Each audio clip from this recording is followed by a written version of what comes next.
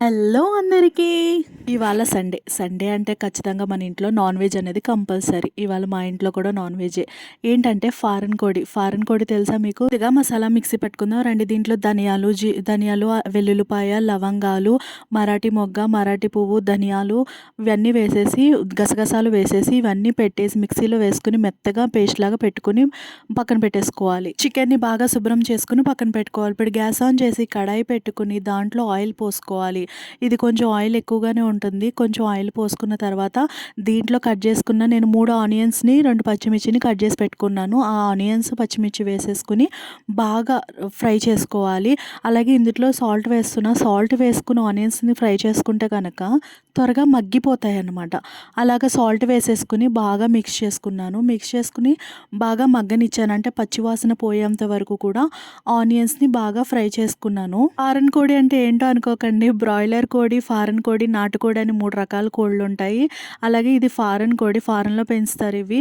దీంట్లో ఆనియన్స్‌లో నేను 1 tea spoon అల్లం వెల్లుల్లి పేస్ట్ అనేది వేసుకున్నాను. అల్లం వెల్లుల్లి పేస్ట్ కొంచెం ఎక్కువ వేసుకోండి. నీసు వాసన రాదు. అలాగే ఇందులో కరివేపాకు వేసుకోండి. ఇందులో ఇంగ్రీడియెంట్ ఏంటి అంటే గనక కరివేపాకు. చాలా చాలా టేస్ట్‌ని ఇస్తుంది కరివేపాకు దీంట్లో. కరివేపాకు కూడా వేసుకుని బాగా మిక్స్ చేసుకోవాలి. బాగా మిక్స్ చేసుకున్న తర్వాత ముందుగానే చికెన్‌ని మనం కడిగి పెట్టుకున్నాం కదా! ఆ చికెన్‌ని దీంట్లో వేసేసుకుని బాగా మిక్స్ చేసుకోవాలనమాట. ఇందుట్లో ఈ చికెన్‌లో బ్రాయిలర్ కోడి చికెన్ లాగా ఉండదు. ఇది మొత్తం కూడా బోనే ఉంటుంది. కండ అనేది తక్కువగా ఉంటుంది. ఫ్లెష్ అనేది తక్కువగా ఉంటుంది. బోన్ పర్సెంటేజ్ అనేది ఎక్కువ ఉంటుంది. అంటే ఇంకా బోన్ అంటే ఎక్కువ ఇష్టం ఉన్నవాళ్ళు ఈ కర్రీ బాగా నచ్చుతుంది. ఇందులో నేను ఏం చేశానంటే పసుపు వేసుకున్నాను. ఒక చిటికెడు పసుపు వేసుకుని బాగా మిక్స్ చేసుకున్న తర్వాత దీంట్లో ఒక 2 స్పూన్స్ కారం వేసుకోండి. ఎందుకంటే కొంచెం కారం ఎక్కువ వేసుకోండి. బావుంటుంది. స్పైసీగా చాలా బావుంటుంది. నేను 2 కాదు ఇక్కడ 3 స్పూన్స్ వేశాను కారము. తర్వాత దీంట్లోకి ఒక టీ స్పూన్ ధనియాల పౌడర్ ఉంటుంది కదా! ధనియాల పౌడర్ అనేది వేసుకున్నాను. టీ స్పూన్ కాదు 1 ½ స్పూన్ వరకు వేసుకున్నాను. మంచి ఫ్లేవర్ వస్తుంది. నేను ధనియాల పౌడర్ కూడా వేసుకుని బాగా మిక్స్ చేసుకున్నాను. మిక్స్ చేసుకుని హై ఫ్లేమ్‌లో పెట్టుకుని అలా వదిలేయండి. ఈ ఈ చికెన్ ఉంది కదా! ఈ చికెన్‌లోంచి వాటర్ అనేది చాలా ఎక్కువ వాటర్ వస్తది. ఆ వాటర్ తోటి ఆ కర్రీ అంతా మగ్గాలి. మగ్గిన తర్వాత దీంట్లో ముందుగానే పేస్ట్ చేసి పెట్టుకున్న మసాలా పేస్ట్‌ని దాంట్లో వేసేసుకుని ఒకసారి బాగా మిక్స్ చేసుకుని మనం ఏం చేయాలంటే కుక్కర్ అనేది మూత పెట్టుకోవాలి.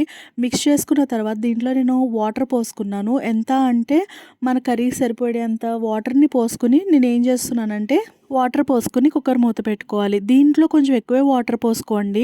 ఎందుకంటే ఇది పీసు ఉడకడానికి చాలా టైం పడుతుందనమాట. ఎక్కువ టైం పడుతుంది. నేను కుక్కర్ విజిల్ పెట్టి 5 విజిల్స్ వచ్చే వరకు ఉంచేసాను. 5 విజిల్స్ తర్వాత ఓపెన్ చేస్తే ఇంకా కొన్ని వాటర్ ఉన్నాయి. దానికోసం నేను సిమ్‌లో పెట్టుకొని బాగా దగ్గరికి అయ్యేంత వరకు సిమ్‌లో పెట్టుకున్నాను. అలాగే దీంట్లో కొత్తిమీర, కరివేపాకు మళ్ళీ లాస్ట్‌లో వేసుకున్నాను. అంతే. ఎంతో ఈజీగా ఫారెన్ కోడి కర్రీ అనేది రెడీ అయిపోతుంది. ఈ కోడి కూడా మీకు ఆంధ్రాలోనే దొరుకుతుంది. ఈ కోడి అనేది చాలా టేస్టీగా ఉంటుంది. సేమ్ ఎలా ఉంటుందంటే నాటుకోడి తింటే ఎలా ఉంటుందో సేమ్ అలాగే ఉంటుంది. దీనిపైన స్కిన్ కూడా కాల్చి ఇస్తారనమాట. చాలా టేస్టీగా ఉంటుంది. ఈ వీడియో నచ్చినట్టయితే లైక్ చేయండి, షేర్ చేయండి.